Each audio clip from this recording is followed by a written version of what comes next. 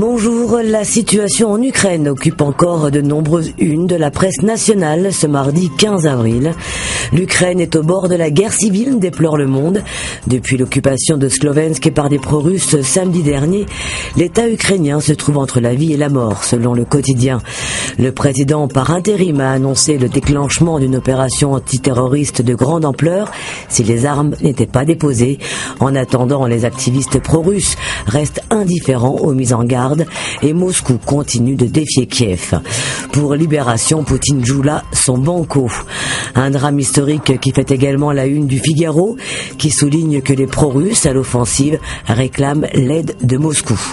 Le Figaro qui affirme que la France renonce à demander un délai à l'Europe concernant le déficit.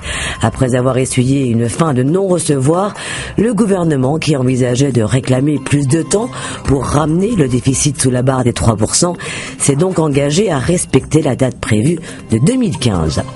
Sans forcément de transition, sauf si vous insistez, l'Humanité pour sa part nous raconte comment les patrons font la loi en Europe. En finir avec la paperasserie se réjouit aujourd'hui en France, qui revient sur le rapport remis hier à Manuel Valls, qui préconise de limiter la frénésie législative réglementaire des entreprises.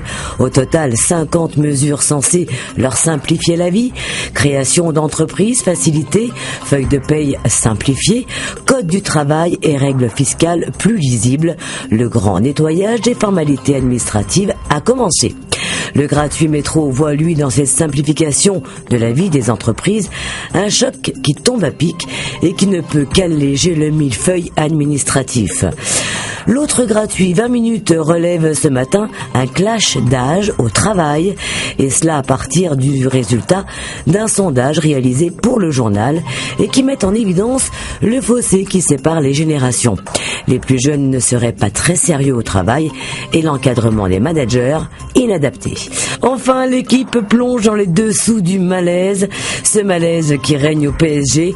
Laurent Blanc fait face à un vent de contestation après les 2 échecs consécutifs à Chelsea et à Lyon, explique le quotidien sportif qui prévient. Pour l'entraîneur parisien, la finale de la Coupe de la Ligue devant l'OL samedi devient un enjeu primordial. Il est prévenu. Pour finir, je vous le disais, les premières mesures choc de simplification destinées à booster l'économie ont donc été présentées hier.